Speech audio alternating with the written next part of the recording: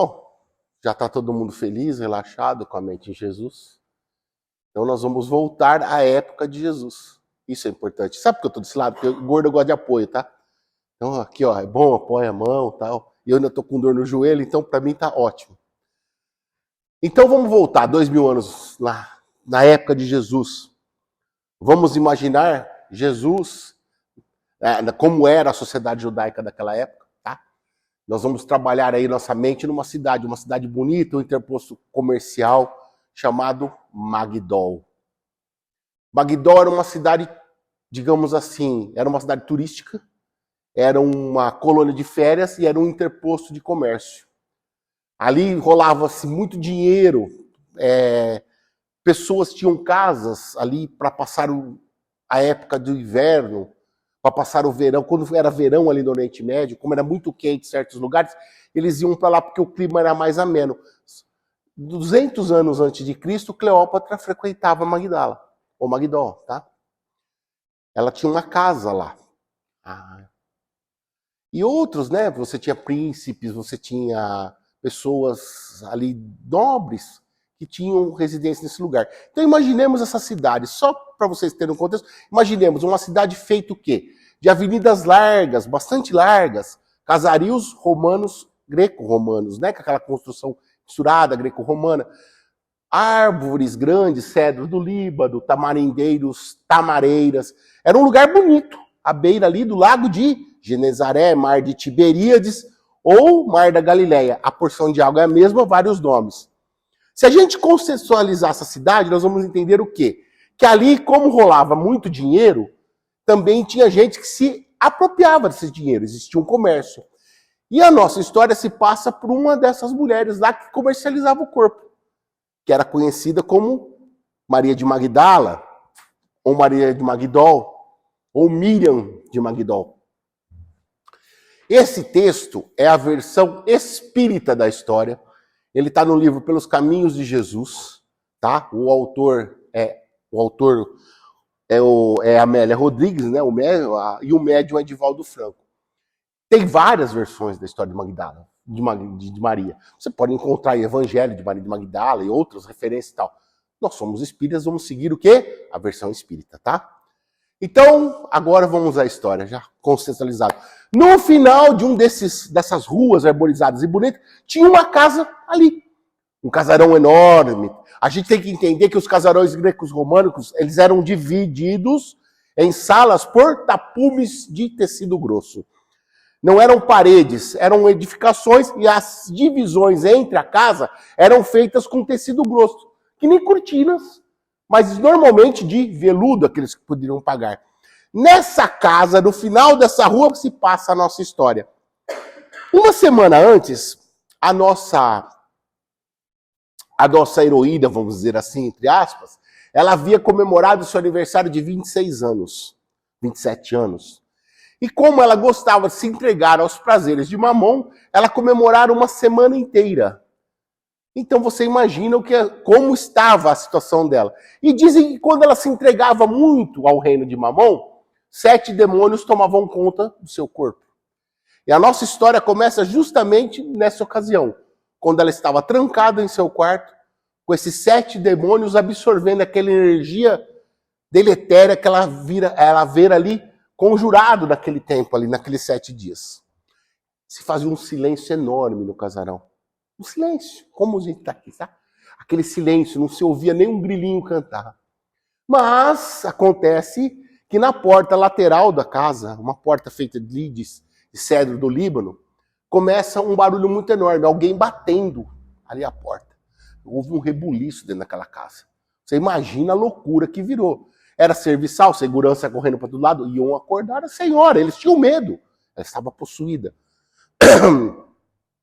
Ele vai até a porta lateral, o segurança ali, o chefe da segurança, vai até ali, abre o espio, aquela janelinha que fica em cima das portas, né? Abre aquele espio e olha. Do outro lado, um mendigo, um farrapo, mano, com um cajado e batia a porta. Ele fala pelo espio, você vai acordar a senhora, vai embora. E o rapaz do outro lado vira e fala assim, eu tenho que vê-la. Mas vê-la por quê? Você vê-la? Ela já rejeitou o próprio amante? Ela tinha, né, um amante romano ali. Já rejeitou um príncipe, um doutor da lei, até o sacerdote de tal cidade. Por que ela ia estar contigo hoje? Ela me chamou e eu vim vê-la. Me desculpe, minha garganta não tá boa, tá? Ela me chamou e eu vim vê-la. Você, e ele fecha. Um mendigo, um farrapo, doido. Só que o homem continua batendo insistentemente. E aquilo espalhava, reverberava lá dentro daquele casarão, né? Os paredes fechadas, aquilo criava um eco. E esse homem da segurança vai correndo ali, volta ali e abre a porta. Acho que para dar um sossega-leão no rapaz lá, né? Só que o que acontece? A autoridade moral daquele homem que estava do outro lado da porta, aquele mendigo, era tão grande que ele não consegue fazer nada, aquele chefe da segurança. Normalmente podia ser um escravo, alguma coisa. E ele entra pela porta e vai andando pelo jardim, toma acesso à casa, vai até o quê? O cômodo central, ali, onde estava a senhora. E mal ele chega na cortina de veludo, no tapume, as cortinas se abrem. Era uma mulher maravilhosa, ali, sua vasta cabeleira negra, um vestido transparente, translúcido. Como o local era iluminado por fumagueiros, fumagueiros é aquela... Coloca-se madeira ali, né, que forma aquelas chamas, aquelas brasas, aquilo transformava ali numa visão meio infernal. Você imagina aquela mulher de preto, vestido translúcido, uma clarabóia que iluminava, com aquela cara de possessão. Mas ele não se apavora, não. Ele olha e fala, senhora, eu vim me buscar. E ela responde, mas quem és tu? Eu sou seu amigo, senhora. Mas que amigo és tu que eu não lhe conheço? A senhora mandou que eu viesse. Como? Nem te conheço? Lembra enquanto você trafegava ali em seu liteiro? Vocês sabem o que é liteiro, né, gente? Aquela que os escravos apoiam para carregar lá o nobre e tal. Quando trafegava em seu liteiro pelas ruas das cidades comemorando o seu aniversário da semana passada, eu entrei em sua frente, senhora, e ajoelhei e implorei, senhora, eu preciso estar com Jesus. Ajude-me, senhora, eu preciso estar com Jesus. E lhe abri minhas roupas, eu era um leproso. A senhora olhou e falou, me atirando uma moeda de ouro. Vá até ele, e se ele curar a lepra da alma, venha e me busque. Eu estou aqui, senhora. E ele abre aquela que restava ali de roupa ali, né? Veja, senhora, já não tenho mais as marcas das rosas de sangue em meu peito. Jesus me curou e mandou chamar-lhe. Vamos, senhora. Imagine aquela mulher possuída, aquele olhar lâmbigo. Ela olha para ele e fala, mas ele cura a lepra da alma? Jesus é diferente, senhora. Ele é diferente, ele fala com todos aqueles que são descartados. Ele não faz julgamento, conversa com todo mundo. Ali só amor, só carinho, senhora. Ele mandou lhe chamar. Venha, senhora. Mas ela estava ainda naquele transe. Ela olha e fala, você não me respondeu se ele cura a lepra da alma. E dá as costas para aquele lá, o ex-leproso. Agora já sabemos. Do jeito que ela vira as costas, ele a pega. Como se pega pelo ombro. Sabe aquele chacoalhão que você dá normalmente de criança? Acorda, menino. Minha mãe fazia muito isso comigo. Né? Acorda. E ela sai do transe. Logicamente, pela impulsão magnética desse homem. Esse homem estava lá com uma missão. Devia estar ali acompanhado de espíritos superiores, né? Você imagina os espíritos que acompanhavam Jesus. E Jesus tem uma missão para aquela mulher. Eles estavam lá naquele momento. Ela bate palmas. Era o jeito de chamar os camareiros. Pede as roupas. Pede que chame o barqueiro. E vão até a praia. Entendam. Magdol é de um lado, Cafarnaum é de outro. Jesus morava com Pedro. Nós conhecemos como Pedro, mas era Simão Bar-Jonas, o pescador, o apóstolo. E Jesus estava na casa de Pedro nesse dia. E o rapaz, o leproso, fala, vamos, senhora, vamos. Jesus está do outro lado, na casa de Simão Bar-Jonas. Vamos! E ela segue ali. Naquela noite, atravessando, depende do vento, como eram as condições, poderia demorar de 3 a 7 horas essa travessia. Mas eles atravessam e vão até do outro lado, ali na praia onde estava a casa de Simão Bar-Jonas. Normalmente a casa tinha a frente virada para uma pequena rua estreita. Existem, eu até ia trazer o projetor, existe as ruínas da casa, mas não é importante. O importante é o que nós divulgamos aqui, né? A compreensão da história. Na parte de trás, que dá acesso para o lago ali, né? Chegam ali e encostam o barco. A casa estava com uma pequena iluminação, normalmente uma fogueira que ficava ali, uma lareira, alguma coisa, e a porta entreaberta você via claridade. E os dois descem do barco, tanto o mendigo, o ex-leproso, como a senhora equivocada, e eles começam a andar em direção à casa. No meio ela para. Por que ela para? Porque Jesus é o espelho, gente. Jesus é o espelho de nossa alma. Quando nos confrontamos com Jesus, às vezes não gostamos do retrato que nós vemos. E ela sabia quem ela era. Ela sabia, ela conhecia seus defeitos, suas imperfeições. E naquele momento ela quer voltar, mas ela estava lá com o nosso amigo, o ex-leproso, e que simplesmente, eu acho que ele a pega, né? A Bélia não fala isso no livro, mas deve ter pegado e empurrado-lhe porta dentro daquela casa.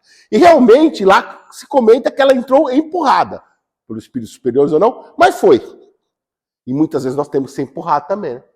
Estamos lá e tem que bater para a coisa entrar na cabeça, para a gente mudar. Esse empurrão é interessante, né? Porque Jesus fala, levanta-te e anda, né? Para um outro, que eu já contei a história aqui. Levanta-te e anda, você tem que ter esse empurrão para ir. Bom, ela entra na casa. Ali, mal ou menos, tá ali numa pedra, sentado um homem. Esse homem devia ter um olhar muito bonito, com um olhar que magnetizava, 1,74 m, mais ou menos, cabeleira vasta, né? Cabeleira, dizem de tom castanhos, olhos verdes, segundo a psicologia, a psicografia moderna. Existe até uma pintura do rosto de Jesus, não sei se vocês viram, é recente isso, né? Foi uma menina de 6 anos que pintou. Não sei se vocês já viram, isso é bonita a fotografia. Você olha para a foto assim, para a pintura, é muito bonito. Olhos verdes, luminescentes e vasta barba. Jesus era o quê? Um masculino? Só um segundo.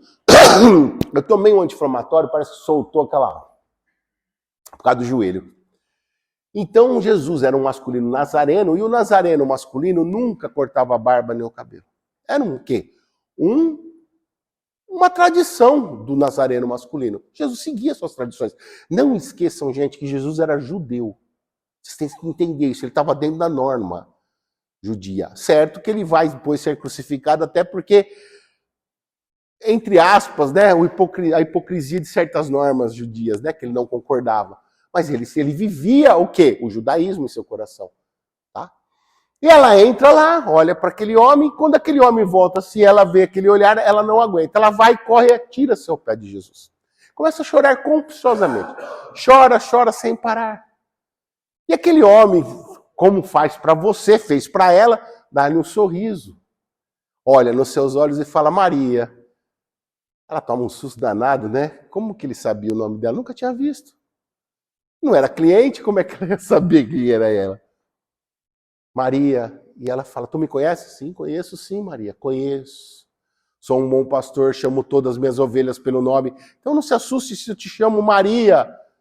Não se assuste se Jesus te chama pelo nome. Às vezes você não lembra o nome dele, não. Dá uns picudos aí, como todo mundo faz. Mas está sempre lá, te chamando pelo nome. Vem, filho. Nenhuma ovelha concedida a mim pelo Pai se perderá. Vem. Nós não escutamos, né? Ou fingimos que não queremos escutar. E ela fala, então, se tu me conheces, sabes que sou, uma palavra que eu não gosto, desgraçada. Vivo aí, me fortando no mundo das regalias terrenas. Não mereço sua compaixão. Sim, Maria, merece. Sim, Maria, merece. Então, o que tu queres de mim, Senhor? Ou Rabi? Quero que ame. Ame? Amar a quem? Ame seus filhos. Eu, filhos? Quantas vezes já me vararam o ventre e nunca tive a honra de ser mãe? Maria, a mãe que põe um filho nesse mundo, ela tem obrigação de amá-los. Mas ame as mães que não têm filhos. Ame os filhos que não têm mãe. Simplesmente ame. E ela começa a pensar nisso. Começa ali, ela levanta um pouco os olhares mais, porque ela estava ajoelhada aos pés do Cristo, que estava sentado. Ela começa a olhar disso e fala assim, mas hoje é um dia tão feliz para mim, que eu morreria por ti. Maria, um dia eu vou pedir a tua vida. Não vai ser agora, não vai ser amanhã, mas um dia eu vou pedir a tua vida, como vai pedir a tua, como vai pedir a minha. Oh, desculpa, eu bati aqui, tá? Como vai pedir a minha, como vai pedir a sua. E aí você vai estar preparado para ouvir o que ele vai falar do outro lado? O que tu queres de mim? Porque se ele falar isso daí, quer dizer que você não chegou no ponto, né? Você está procurando lá. E aí vem o ditado lá, muitos dirão Senhor, Senhor, Senhor, mas não serão ouvidos, porque muitos são chamados e poucos são os escolhidos. Se você for pegar o evangelho, isso é uma dissertação do evangelho. Mas está tudo lá, a informação. Vá, Maria, vá e ame. E ela sai com essa, ela não fala mais nada, ela só olha para Cristo. Ela sai com essa energia e vai embora. Aquilo na cabeça, ame Maria, ame. Bom, no outro dia, lá na cidade de Magdó, o povo corrido, tudo lá, aquela multidão na frente da casa da equivocada. Maria. Por quê? Maria enlouquecera. Estava doidinha, segundo o povo. Jogava a joia pela janela, catava aqueles anel que ela tinha e mandava na janela no meio da rua. Você já viu juntar gente quando joga dinheiro? Era a mesma coisa. Mandou chamar todos os seus servos e escravos, deu-lhes bens materiais, dividiu os bens materiais, guardou para si só uma coisa, um vaso, duas, né? Um vaso de alabastro, que é um pequeno vidro de perfume, com um nardo dentro, que é uma essência, tá? Que ela ganhara da sua mãe, e o vestido com o qual chegara a perder a virgindade, que foi o primeiro vestido antes dela ser maculada no sentido dela. E ela sai e vai começar a seguir Jesus. No começo tímido. Horrível isso, né? Tanta bala para mim, né? Do começo tímido. Se via aquela mulher por aqui, por ali. Ela andava ali na companhia, ajudava a cuidar das crianças. Vocês têm que entender que onde Jesus ia uma multidão de pessoas. E essas pessoas precisavam comer. Estamos lá, os milagres dos pães, dos peixes. Essas pessoas precisavam de uma atenção. E essa logística era feita, viu? Tinha pessoas que trabalhavam nessa logística ali, ajudando aqueles que estavam ao lado de Jesus. E ela foi sempre vista ali, naquele meio e tal. O tempo foi passando, não passa muito tempo até essa ocasião. Jesus é chamado para ir na casa de um outro Jonas, ou Simão, né? Desculpe, não outro Jonas, um outro Simão. Que era Simão o excêntrico. É um cara muito popular no Evangelho, viu? Pela essa narrativa que nós vamos falar. Simão o excêntrico era um cara... O povo era meio, sabe, ele gostava de se regozijar diante dos poderosos e dos famosos da época. Isso não existe na nossa época. Você acha que os outros da festa, por causa de usar, vamos dizer assim, toda aquela fama que a pessoa tem, ninguém faz isso. Não conheço ninguém que faz isso hoje em dia, né? Vou convidar fulano só para trazer gente na festa. Deu uma festa para fulano. E Simão tinha essa mania, ele dava uma festa para aquelas pessoas poderosas, famosas, para ele ser o centro da atenção na festa, porque ele dava na casa dele, e normalmente um almoço ali, um jantar. Eles jantavam cedo, viu? Esses jantares eram feitos no final da tarde. Um almoço, um jantar, não sei direito. Jesus é convidado e Jesus aceita. Os apóstolos ficam enlouquecidos. Mas o senhor vai, Rabi? Oh. Mas Rabi, o senhor vai? Vou. Mas é Simão, vou. E ele era chamado de Simão excêntrico mesmo. Chega num dia combinado, Jesus está ali com 2 ou 3 apóstolos, eu sei que um deles era João, talvez Tiago e outro qualquer ali, e eles vão até a casa de Simão. Chegando na casa de Simão, Simão o espera à porta. Impecavelmente vestido de branco. Simão era fariseu. Impecavelmente vestido de branco. Jesus chega, Simão não toca em Jesus e aponta o local onde Jesus ficaria, que era o reclínio. Vocês podem ver isso em desenho do Pica-Pau, aquelas coisas. Sabe, divã lá do Freud? Aquilo lá é um declínio, tá? Onde a pessoa fica... Desenho antigo, a pessoa fica lá comendo vinha, né? Aquelas coisas. Aquilo é um declínio, tá? Onde a pessoa deita ali para descansar. Um divã. Jesus vai até o divã, senta no divã, ali, deita no divã, belisca uma coisa ali, lógico que ele não ia ser antissocial, ouve ali as danças, come uma coisa, bebe alguma coisa, sempre ali olhando, e um alvoroço danado começa do outro lado da rua, ali fora da casa. Começa um alvoroço danado. E aquilo vem abrindo, abrindo, abrindo, chega à porta da festa, quem? A equivocada. Era Maria de Magdala. Bom, você imagina a satisfação de Simão, o excêntrico, na hora que ela viu. Ele era cliente, mas era fariseu. Impecavelmente vestido de branco. Lógico, um sepulcro caiado, né? Podre por dentro. Muitos de nós somos assim ainda. Acho que a grande maioria. E nós não gostamos. Por isso que Jesus é o espelho. Bom, ele olha para a segurança e olha para Maria. Mas o que Maria faz? Olha bem na cara daquele pusilânime. Assim. Ela vai entregar o jogo, é melhor deixar quieto, né? Que ela vai abrir o bico. A maioria que estava lá era cliente dela. Todos os fariseus se acham que eles iam jogar um contra o outro. Bom, ela entra e vai até Jesus. Cai aos pés do Cristo novamente e começa a lavar-lhe os pés com as lágrimas. Passando aquele perfume de nardo e enxugando com seus cabelos.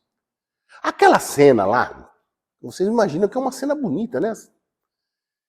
E o Simão ali no canto, olhando tudo aquilo, ele falou, tô salvo. É cliente também. Olha o pensamento do fariseu. O cara tá ali, cliente também, pô, já foi no cara. Certeza que ele também frequentava a casa. Mas Jesus nos ouve como? Acústica do coração, gente.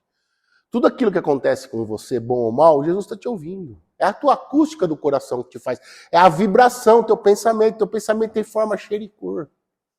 E as pessoas mais sensíveis, eles conseguem captar essa forma, cheiro e cor. O seu obsessor nem se diga. Mas conseguem captar isso aí. Por isso tem pessoas que você chega perto e você sente até um cheiro diferente. Quem são mais sensíveis? Às vezes um cheiro de rosas, quando tem uma pessoa, um mentor próximo, ou aquele cheiro meio azedo, sabe? Depende. Tudo que você emana, vai. E Jesus, lógico, que estava ouvindo os pensamentos de Simão. E ele olha para Simão e sorri. Simão com aquele pensamento, uma coisa enroscou mesmo. E Simão com aquele pensamento ótimo, né? Olha para Jesus e é no hipócrita, tem medo do hipócrita. Ô raça de hipócritas, até quando terei que aturar-estes, né? Jesus falava isso, né? Aí ele continua, sepulcros caiados por fora, isso nós já falamos. E aí Simão olha e Jesus olha para ele e fala assim, tu entendes de finanças, né, Simão? É um homem próspero? Não, senhor, ou não, Rabi. Não sou rico. Não perguntei se tu é rico, Simão. Eu perguntei se é próspero, se entende de moeda. Simão era um comerciante, era um cara que fazia o quê? Troca de moedas ali. Ele tinha uma aduaneira ali.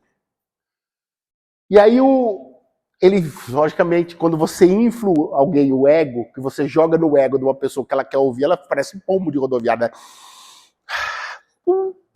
Lógico, você quer mexer com alguém, dá pra ela comer o que ela gosta. Sério, gente. Quantas vezes a gente faz isso, né? Eu vou pegar no pé dela, então você vai lá e dá aquele doce, a pessoa entra bonito no doce. Você fala, olha aí, ó, peguei. Você toma cuidado com aquilo que você come também. O que sai pela sua boca, tem que tomar cuidado. Bom, Simão ficou todo, foi Jesus elogiar, ele estava achando. Então, Simão, eu vou lhe contar uma história. Haviam 2 homens, Simão, que deviam ao mesmo credor. 2 homens. Um devia uma bagatela mínima ali, alguns talentos. Talentos, coisa de 10, 15 reais, tá, gente? 20 reais, uma coisa assim. Mas o outro lhe devia 500 dinares. Era uma fortuna, viu? Dinários é uma fortuna. Na época, nós estamos falando de milhões, tá? Mas o credor, aquele que tinha os 2 como endividados, perdoou os 2. Falou, vocês não precisam me pagar mais nada. Eu lhe perdoo a dívida. A quem mais amou aquele credor? Lógico, que devia mais. Então, Simão, preste atenção. Tu me recebestes à porta. Não me destes a água para lavar as mãos, para as abluções. Porque os fariseus não entravam capoeira lá para dentro da casa. Essa é uma regra. Eles eram extremamente limpos, entre aspas. Tu não me destes. E essa mulher aqui me lava os pés com suas lágrimas. Tu não me destes o beijo no rosto, como manda a lei, Simão. E era lei receber o convidado com um beijo no rosto. E essa mulher beija-me os pés, irmãos. Tu não me destes o pano para me enxugar depois das lavagens, Simão. O pano de linho, que era a lei. Que está na lei, Simão. E essa mulher me enxuga os pés com seus cabelos. Então, Maria, vá. Seus pecados estão perdoados. Jesus já via ali que aquilo já era um pântano drenado. E ele, tanto é que ele fala, vá, que seus pecados estão perdoados. Veja só, quando ele fala da mulher adúltera, que é uma outra palestra, ele fala, vai e não peque mais. Eu não concordo com o que você fez, mas não sou eu que vou te julgar.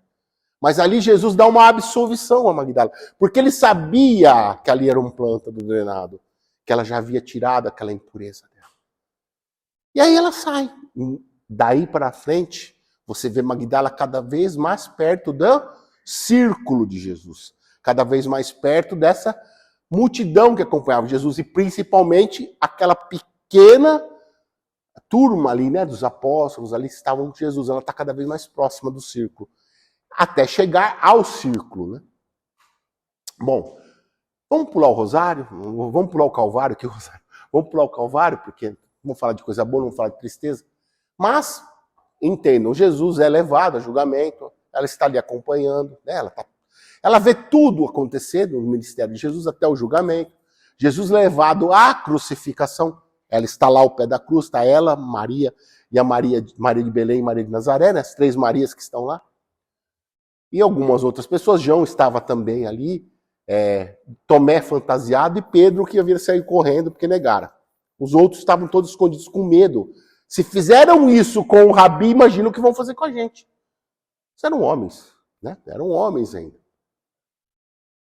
Jesus está lá, pendurado como uma bandeira ao vento. Essa parte eu gostaria de pular mesmo que não é o caso. Se a gente for contar a história de Maria, a gente entra nesse capítulo. Bom, Jesus desfalece, final da tarde, e entrar o sabá, 6 horas da tarde. Quem está ali ao pé? José de Arimateia, tá? Esqueci o nome do cara. Bom, Magdala, Maria e o outro fariseu, que eu não consigo lembrar o nome, Barnabé, estavam ali ao pé. Eles pegam e levam o corpo de Jesus, que fora amarrado, passaram um pano de linho na sua cara, né? E enrolaram num outro pano de linho e levaram eles até o sepulcro de José de Arimateia, num lugar chamado Getsemane, que seria Jardim de Rosas, bem pertinho ali do Gólgota, que era um morro em forma de caveira, aonde Jesus fora crucificado. Ele foi colocado lá dentro do chão. Não é assim naquela época do primeiro século que os judeus eram enterrados. Eles eram enterrados em pé. Enterrados não, fechados naquelas cavernas, né? Em pé, tá? Em sulcos feitos na rocha bruta. Para depois os ossos serem tirados e colocados em recipientes adequados. Mas como não havia tempo, já ia chegar o Shabá, eles pegaram e colocaram Jesus deitado ali. 3 romanos ficaram tomando conta e a orla romana que estava ali selou o sepulcro de Jesus. Eles colocaram uma pedra de moinho muito pesada à porta daquela gruta e selaram com uma corda romana, com o símbolo do imperador. Mas quando a gente fala de corda, nós estamos falando de uma corda mesmo, viu? Amarrado em volta do lugar lá inteiro. O tempo passa, sai o Shabá, eles vão lá buscar resgatar o corpo. Então vai ali ela, mais uma caravana ali que vai da onde? Lá do lugar onde os apóstolos estavam reunidos, onde houvera o quê? A última ceia sendo feita. Eles estavam lá reunidos, sai um pessoal ali e vai lá buscar o corpo de Jesus. Eles temiam que o corpo de Jesus fosse roubado. Chegam lá, o que eles veem? Eles veem essa pedra enorme jogada. Precisariam de muitos homens para jogar aquela pedra. E a corda fora estilhaçada de dentro para fora. Ela foi explodida. Sabe quando você botava bombinha embaixo da latinha e fazia aquele fundo estourava? Todo mundo já fez isso, né? Era legal ver aquilo lá voando. Mas isso é outra história, tá? Aquilo foi implodido. As fibras da corda estavam nesse sentido. Então, foi de dentro para fora a remoção da coisa. Como se fosse uma implosão de ar. Bom, não acharam o corpo. Começaram, olharam lá, não viram nada. Estavam o quê? Os panos de linho dobrados e colocados. Dobradinhos e colocados ali. Eles recolheram aqueles panos, a maior parte foi embora, mas ela não, ela ficou. Ela não aceitava que ele dissera que voltaria. Ela era a única que tinha isso na cabeça. Mas ele disse que voltaria. E ela começa a procurar ali em volta, notícias. Ela vai ter um homem que cuida do jardim de rosas de Arimateia. Ela vai ali, olha o jardim de rosas, vê aquele homem cuidando, ela vai até aquele homem, chega lá e fala, Senhor, ou melhor, tu vistes o meu Rabone? Ou mestre querido, né, que é a mesma coisa. E esse homem vem aproximando, ela não nota quem é no começo, até ele chegar muito perto, onde ela olha para ele e fala, Rabone, mestrezinho ou mestre querido. Ela vê que é Jesus, ela fica numa felicidade e corre para abraçar Jesus. E ele fala, não me toque, não me toque. Eu não estive com o Pai ainda. Jesus estava o quê? Voltando das zonas umbralinas. Ele havia descido lá buscar Judas. Tinha ido lá resgatar o corpo de Judas. Porque esse amigo não esquece de você nas horas difíceis não, viu? Nós não esquecemos dele. Ele não se esquece da gente. E ele falou, eu não estive com o Pai, eu não me limpei ainda do fluido deletério. Isso é corroborado aonde? No credo católico. Desceu à mansão dos mortos, estudou no terceiro dia, subiu aos céus. Quando ele desce à mansão dos mortos, ele volta com o fluido deletério. E vá e conte aos outros que você me viu. E ela sai numa felicidade danada. Você imagina a felicidade dessa mulher?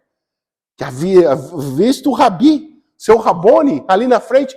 E ela sai correndo, enlouquecida. Vai até onde? Lá no cenáculo. Lá está todo mundo. Chega lá, eu estive com ele ressuscitou. Ele está entre nós. E lá no fundo, uma voz fala assim, você viu? Quê? Você viu mesmo? Quê? Você viu? Eu vi, ele voltou. Mas ele apareceu para quê? Para você? Uma mulher. Vocês entenderem como que era o peso da mulher naquela época. A ti, uma mulher, além de ser uma mulher, uma ex-prostituta. E a voz continua. Poderia ter aparecido a mãe, a Pedro, ou a João, que ele mais amava, mas a você. Que balde de água fria, né? Não desmereça ninguém. Viu bem? Eu faço com a minha mulher, tá? Não desmotive ninguém. Porque você pode estar levando uma pessoa a tomar atos impensáveis. Não desmotive, não desmereça. Ouça. Não concorda? Ouça. Mas não desmotive. Quem quer esse infeliz? Ou feliz, sei lá. Tomé. O mesmo, que depois nós vamos chegar nele. Era Tomé, mas quem vem descendo a escada do segundo andar? Santíssima Mãe. Olha para ela, vai, ele abraça e fala assim, tu vistes, você disse que viu meu filho, eu acredito em ti. Volta, né? Aquele amor. E aí eles estão reunidos uns dias mais tarde, poucos dias mais tarde, e quem entra com tudo fechado, porque estavam morrendo de medo, eu ia falar outra palavra que não era feia, estavam morrendo de medo lá dentro, eles tinham medo mesmo, e aí aparece lá, eles comendo, Jesus se materializa lá, do lado deles. E aí ele olha para aquele que duvidou e fala assim, vem aqui ó, toca nas minhas chagas, para você acreditar. Ah, eu acredito, Rabi, eu acredito, porque agora eu toquei. E aí Jesus dá uma frase célebre. Bem-aventurados aqueles que não viram e creram. Você viu Jesus nessa vida? Mas você crê nele? Bem-aventurado tu és. Bem-aventurado tu és. Essa é uma lição nossa. Porque nós acreditamos mesmo, talvez estivemos lá na época de Jesus, chutamos a cruz e tudo mais. Isso não é importante. Mas nessa vida nós cremos que ele está aí. Que ele é o cara que trouxe como nos ajudar à salvação. Muita gente fala assim, Jesus é a salvação. Não. Jesus é o caminho, a verdade e a vida. Jesus não salva ninguém se você não quiser ser salvo. Você depende. Ele trouxe a palavra. E aí, você imagina a cara de Tomé, né? E aí elas convivem ali 40 dias ainda, pouco menos, né? Porque nós já adiantamos um pouco a história, até Jesus ascender lá em Betânia, na frente de 500 testemunhas, onde João faz uma pregação. Isso aí está no Evangelho, gente. Vamos ler, né? Não adianta que eu contar o Evangelho inteiro. Nós estamos passando pelo Evangelho, trazendo as lições do Evangelho. Bom, Jesus ascende. O que aconteceu? Cada um por si. Cada um por si. Ela vai ter Pedro. Pedro já dá a primeira bomba. Não posso. Não posso. Pedro era judeu, daqueles ortodoxos mesmo, sabe? Pedro queria implantar Jesus como rabino, como Messias no judaísmo. Ele não tinha ainda aquela vertente que dali sairia uma nova visão. E essa visão crística ou do cristianismo antigo é diferente do que tem hoje, viu? O cristianismo antigo era uma coisa bem diferente do que nós temos hoje como cristianismo. O espiritismo parece muito aquele cristianismo antigo. Lembra muito. Logicamente adaptado à evolução, né? Por isso que Kardec fala, né? Uma nova coisa surge, ele se adaptará. Então nós estamos aí, nós vivemos um pouco isso aí. Não, aquele Cristo na cruz, tadinho do Cristo, não. Jesus vive em seu coração. E Pedro fala, não pode ir comigo não. Lógico, Pedro ia levar ela, ex-prostituta. Ia. Tinha aquele negócio, uma mulher, mulher era para ficar lá no fogão. Bom, não mudou muita coisa, né? Se depende da sociedade que você pega, volta lá no Afeganistão, coitado das mulheres, agora não pode mais dirigir, foram proibidos de dirigir. Vocês viram esses dias aí? O Talibã lá, a Sharia, gente, como as trevas agem, né?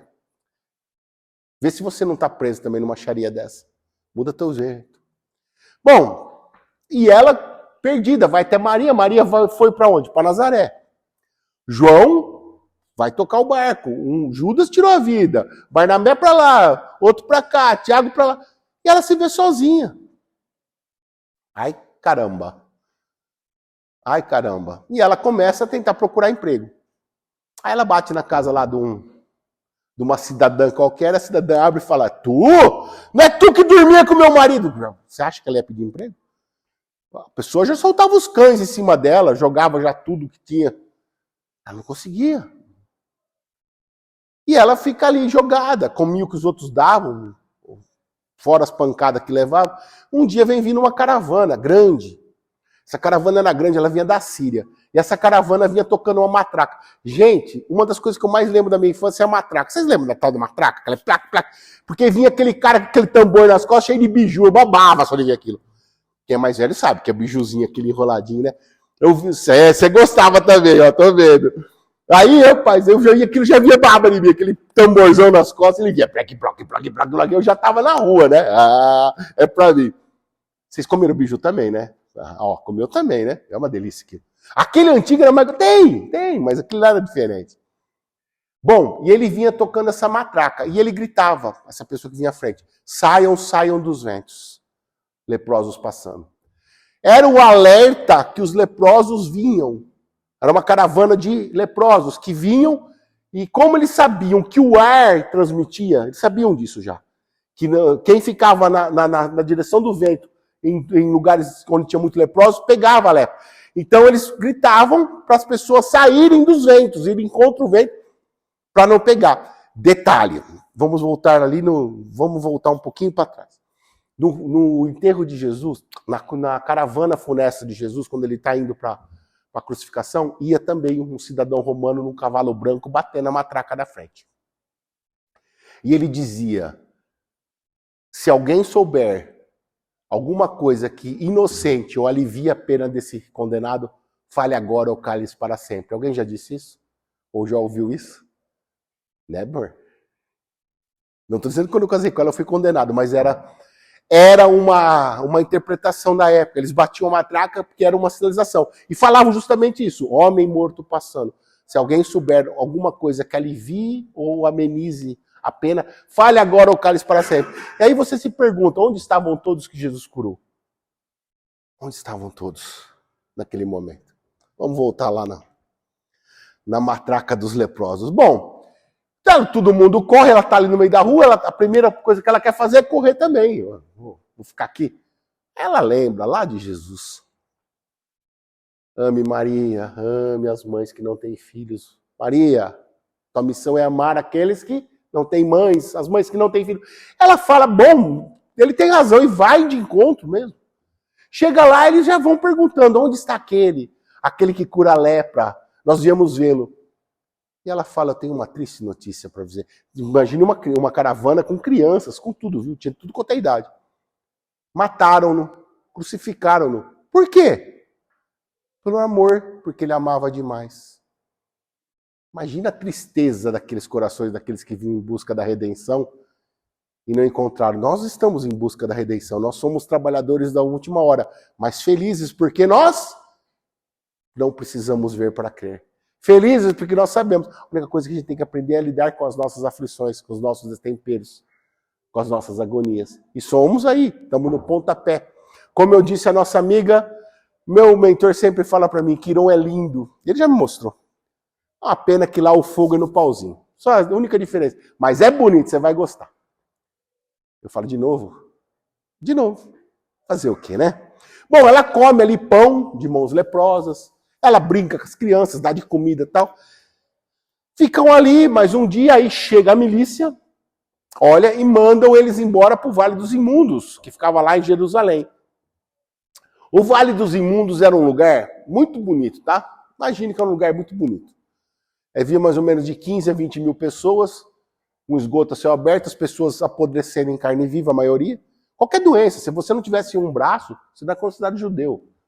Você também não era romano, você estava lá no Vale dos Imundos. Mas a maioria era o quê? Leprosos, pessoas com lepra branca, que é a tuberculose, ou algumas outras enfermidades mais pesadas.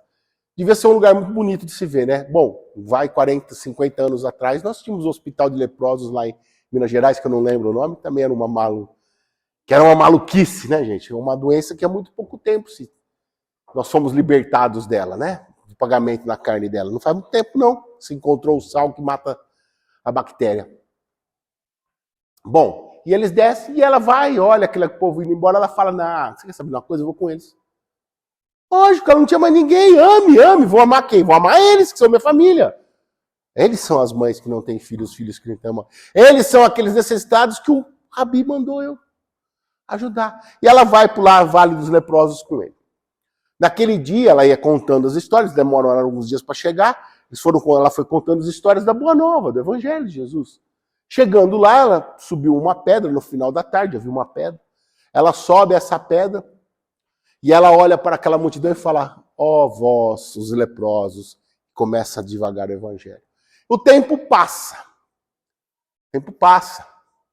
Mais ou menos de 8 a 10 anos, ela vai tomar banho, existia um rio que passava ali, um cargo, um riachinho. Ela vai tomar banho nesse lugar e ela vê uma mancha em cima do seio, ela olha, pega um espinho e cutuca. Para quem não sabe, a lepra deixa a área indolor, você não sente nada. E ela vê que ela está leprosa. O que ela faz, gente? Ela sai gritando, xingando a Deus, culpando pela impaciência, pela rebeldia, metendo, você fez isso comigo, como todos nós fazemos? Não, ela agradece. Por quê? Porque ela pagaria na carne o que na carne fizeram. Jesus falava, teus pecados estão perdoados, mas a tua punição não. Você vai ter que pagar na carne o que na carne você fez. Mesma coisa a gente. Quando a gente desencarna aí fica reclamando lá que está no lugar ruim, não pensa no que fez. Plantio e colheita. Obrigatório. Conforme a obra de cada um. Conforme cada um. Suas aflições, seus medos são seus.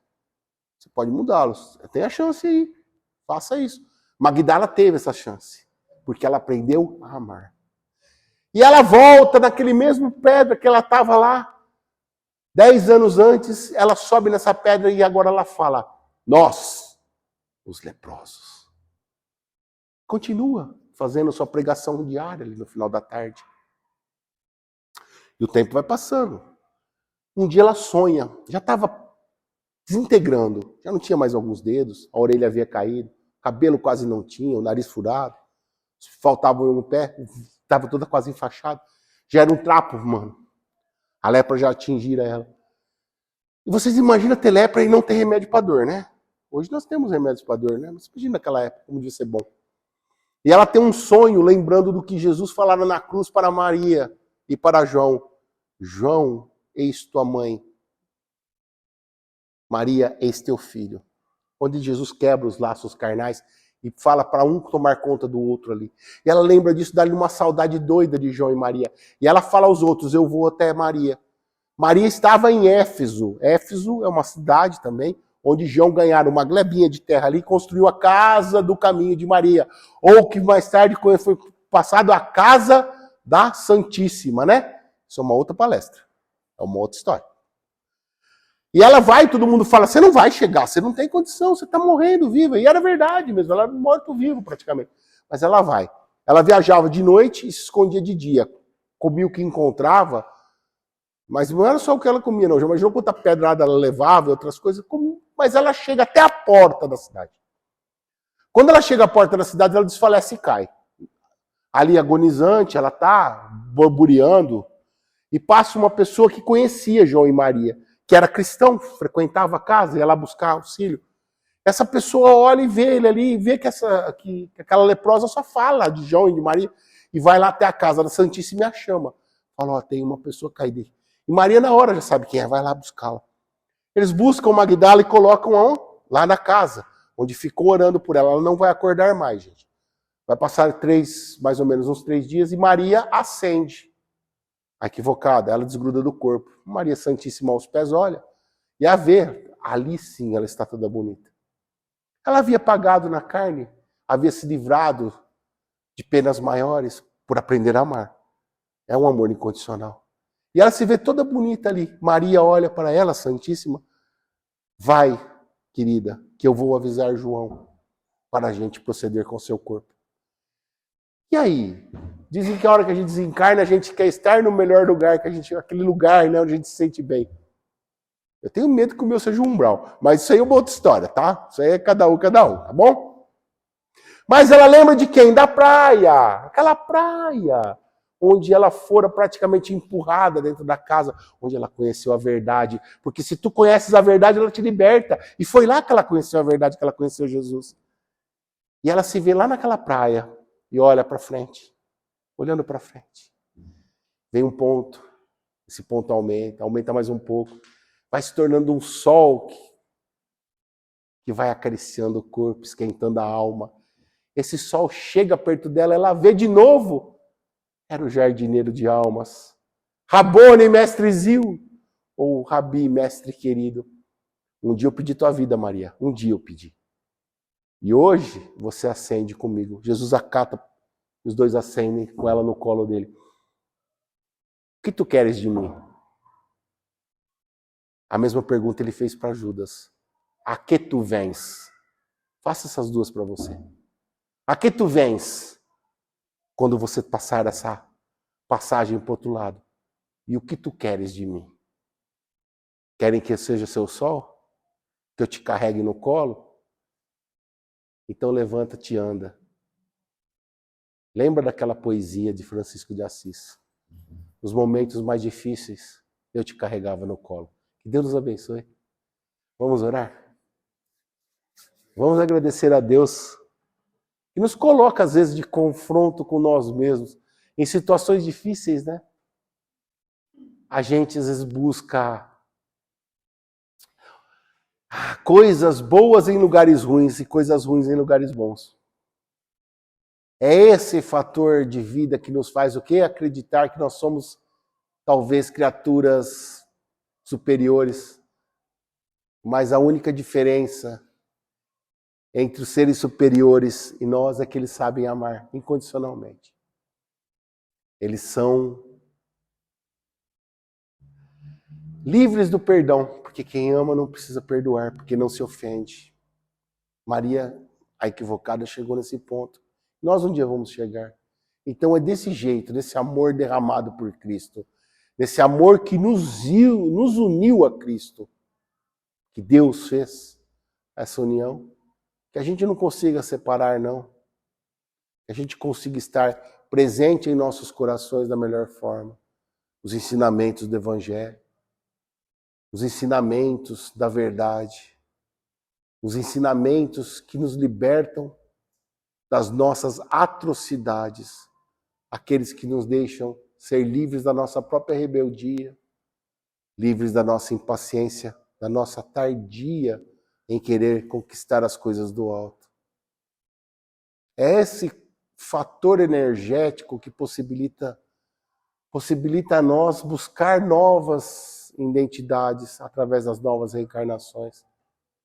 E através dessas novas aprendizados, aprender a compartilhar com aquele que necessita mais os nossos conhecimentos, as nossas aflições. aos nossos aprendizados. Todo o tempo nós somos criaturas de Deus dentro de nossas casas, aqui, nos nossos lares, na nossa cidade, nesse mundo. Seja você. Porque quando você essa energia vem e ela reverbera. Ela vai àqueles que necessitam, aqueles que precisam de oração, aqueles que estão nos hospitais, aqueles que não têm um prato de comida, aqueles que estão com frio. Ela vai, porque você é fator impulsionador dessa energia, como agora, onde você se cobre de energia positiva e retira de você o rancor, a mágoa de sabor, a inveja, o mau pensamento, a dureza do seu coração, a sua inveja, as suas doenças, aquelas que podem ser retiradas. Mas assim que você passa por aquela porta, você deixa de ser aquilo que você é aqui e passa a ser aquilo que você quer ser para atender necessidades que às vezes são egóicas, egolatras, idiotas, digamos assim. Seja você o tempo todo. Viva para ser alguém melhor. Viva para quando você passar do outro lado e você ouvir aquela pergunta, a que tu vens? Você responder, eu vim amar, Senhor, hoje, amanhã e sempre. Que assim seja.